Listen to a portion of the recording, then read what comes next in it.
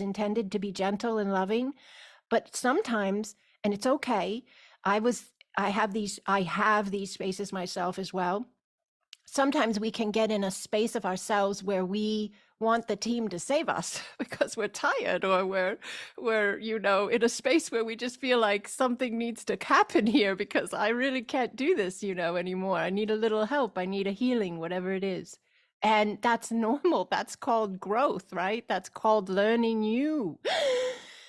All right, so the thing is when you are allowing the new human, you're allowing even those moments to move, to shift, and to be open to the opportunity to be part of the team. And the team is there for you, and you are there for the team. That's a big one. Very few people don't look at themselves being there for higher dimensional beings of light. Do you get me? We think they have to come in and help us, but we don't think that we help them. Yet we do. We do. Take that for a moment, please. Think about it for a moment. I really want you to imagine it. Imagine your team of light, whatever they look like to you, and there's no wrong way to see them. And then I want you to imagine yourself as a part of that team, but you're in a human format. And then I want you to see the interconnectivity of you and your team. And when you are allowing you, and you're trusting you, and you're remembering you're safe, and you're remembering you are loved, and you are navigating from that vibrational space of you, you are assisting the team, because you are assisting the vibrational alignment of that collective you hold with them and they hold with you. Yes, they are in an existence as well. They are experiencing day to day their way in their dimensional functionality. All right. But in essence, you are completely in that space with them, and they are completely in this space with you. It's how it works. Now, as you lean into that more and more, and you trust that more and more, and you imagine that more and more, you think about it, you ponder it, you allow it, it expands, because that's just the science side of all of this. I just gave you a huge spiritual understanding. Now you're looking at the science. Are you with me? So the science side of it is what you focus on expands. Like attracts like. Yes! Energy in alignment holds a resonance and a coherence that allows it to emanate and be stronger and stronger and stronger because it has an aligned, coherent flow. Yes. So as you, imagine and entertain, think about what I'm sharing with you. And I mean it. You could do this. Some of you are already doing this. Those who are not doing it, take a shot, implement this. It doesn't hurt. It's not difficult. Before you get out of bed, imagine what your team of light looks like. Where are they in your room? Maybe they're in the corners of the room. I used to see them at the corners of my bed. And I used to see them stretching their light out around my bed, almost creating like a pod of light that I was in as I slept. Okay, that's a beautiful, powerful visual all of us can do. I see heads shaking, so some of you are doing this. I love it. So maybe, for me, I do that when I fall asleep. And then when I'm sleeping, I am in that light. Are you with me? Yes. And then when I wake up, I'm doing it again. I am in that light. And then as I'm walking, this is another one. It's so powerful. I'm walking down this hallway over here. My bedroom's back there. So I walk out here in the morning, right? Who's walking beside me? Who's walking in front of me? Who's walking behind me? My team. I do not walk alone. I'm surrounded by light.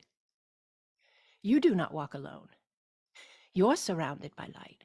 So, but I see it, I envision it, I imagine it, I feel into it, I get excited about it, I talk to myself about it, I journal about it, I make videos about it. So what happens is that space of my life gets bigger and bigger and bigger and more in my face and more prominent and more active because I've given it an alignment of energy, of focus, of direct sight that it can then expand. So that, people will say, can you activate my alignment with my team? Can you activate my inner knowing so I can hear better? Can you activate? You can activate it. Yes, I can activate it. I'm happy to activate it. I hold spaces all the time to assist, but you can activate it as well. And the most powerful tool you have is your mind, your imagination, your faith, your feelings, your belief structures. They're yours. They may have some in there that have been given to you from family, from education, from religion, whatever that is. That's normal. That's our societal structure that we're clearing and shifting.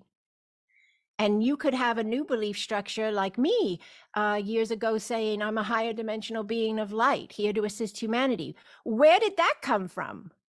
How cool is that? I wasn't listening to anybody that was saying those words. I had listened to teachers like Joe Dispenza that said how powerful my mind was.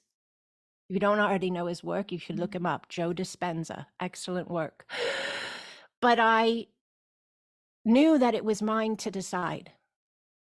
Yours is yours to decide. You can hook into anything you want. You want to hook into a religion? You want to be straight up angels, angels, angels, and Jesus? Go. That's available to you. You want to expand that space a bit, and you want to have angelic connections and Yeshua connections outside of the dogma and theology of religion? That's available to you. You want to connect with star beings? You want to connect with ancient and ascended masters? You want to connect with Lemuria, Atlantis, Egypt? That's available to you. And you know what else? You're so much more. You get to play with all this. Nothing's etched in stone. Nothing is like, this is all you'll ever be. This is all you can be. This is who you are, period. No, no, no, there's no period. Erase it right now. Take out the eraser. I love the words I am with nothing on the end of them. You guys know that about me. You ever receive a message from me, an email, comments, you look at any of my stuff. If I write the words I am, I capitalize every letter. And sometimes I giggle when I write somebody that's out maybe in a business side of my life, like the lady that helps me with my car insurance. Because I write I am in my emails, you know, but I am. And I'm not going to not be, yes, who I am in every space of me. Does this make sense to you? And because I do this, I establish that space of connectivity where that can flow. So that's a very powerful thing for you to implement, is the focus you're giving. Where is it coming from? What space of your vibration is it coming from? And do you want to tweak it? Do you want to edit it? Do you want to uptick it a bit, right? Yes. And imagination, envisioning, feeling with every ounce of faith you have, and being open to that faith, continually given the opportunity. That's important. That your faith is given the opportunity continually, every single breath, to expand. That your faith is given the opportunity to expand. I used to think, I used to live, I used to believe from one space of knowing. And my body was like coming at me with different ailments and spaces of dis-ease, because it knew we were more. It knew I had more to my understanding of myself that I wasn't allowing, I wasn't aware of. So we created, yes, communications through my body's physical being, yes, to get my attention. And then through learning more of myself and bringing in that divinity, if you will, that power, that empowerment, those spaces of me that were out of alignment and incoherent and diseased, or whatever you want to say, all of the above, they were able then to heal. And I'm healthier now than I've ever been in my whole life, even though I'm older now than I've ever been in my whole life, right? But yes, that's another really big part of allowing that ever expanding understanding of yourself, the ever expanding you.